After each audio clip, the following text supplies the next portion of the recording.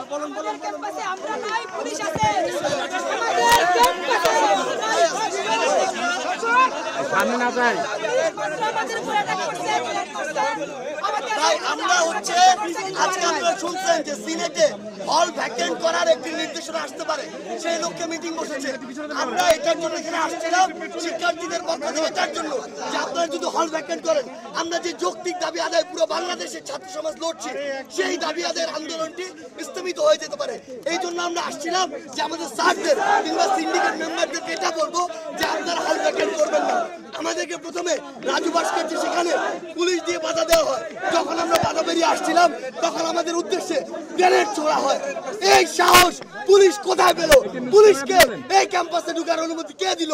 ঢুকার পরেও তারা শিক্ষার্থীদের উদ্দেশ্য করে গ্রেনেড মারার সাহস এবং অনুমতি কার থেকে পেল? এই জবাব পুলিশকে দিতে হবে। ঢাকা বিশ্ববিদ্যালয়